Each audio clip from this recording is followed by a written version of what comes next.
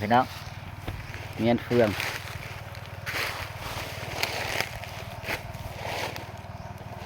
เอามาเต็มก็นี่เอาเต็งข้างเงาเลย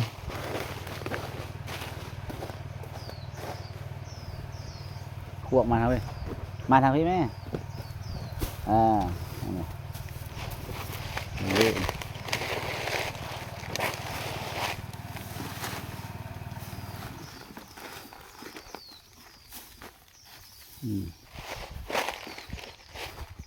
โทรหาบ่ไม่รับไปเอาเฟืองเอ้ยไปเอาเลย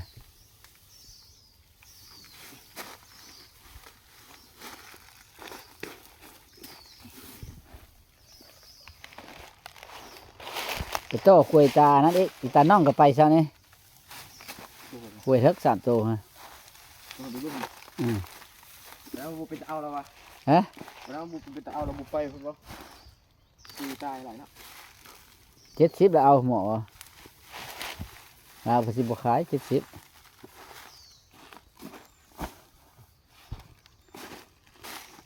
ห้องไหมหมอบ่ให้บ่ห้องมาเฟืองลงไปนะเอาเฟืองใส่เนาะ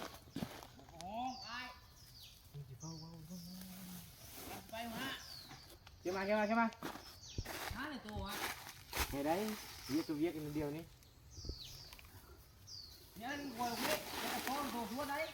เดี๋ยววันมันก็มีเหมือนกันโอ้ยร้อนร้อนฮะกันร้อนฮะกันไล่มากันโต3 มือเมียนเท่านึงเท็ดนึงเมียน2 เทื่อพอดีแต่มันเลยหลายการเมียนเท่านั้นเห็นปะโอ้ได้หลายมือเติบวันนี้นะบ่ให้มันกินหลายเฟืองนะไม่กินละดึงลงถังนะมันจิปั้นมึงกับเขาฮะมันจิปั้นมึงกับเขาที่เคยขึ้นหลังปั้นตัวข้างเลยดูบุขายเลยปั้นเลี้ยงก็เนี่ยไอ้ตัวนี้เลี้ยงเอาแล้วกินดีกันนะพักมันนะคือไม่รู้กูเมื่อมาพูกมันผู้เดียวมันเลิศพูกใส่ก็ได้พี่ปั้นให้มันกินผู้เดียวมันเลิศนี่พูกด้นพวกไม้ตองเรานี่ก็ได้นี่ไม่ให้มันวนเรื่องอีพ่อมาไหมฮะตัวไหนบุได้ปั้นให้ตัวนั้นได้หาตัวน้อยแล้วว่ะตัวที่กันจับน้อยฮะปั้นตัวเดียวนั่นแหละปั้น2 ตัว 3 ตัวเลยนะเอาห้ำให้มันกินนะปั้นทอมันอาบน้ำอาบอย่างให้มัน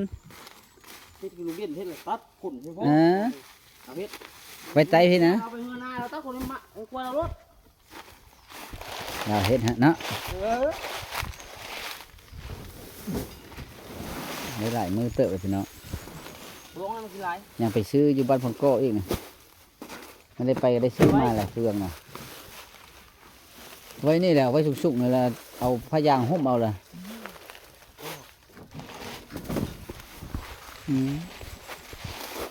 เก็บขึ้นมาเล็กหน่อยปัดในน้ำมันท้ายเลือดมันเลือดติวเสียคนเลยปัดเอา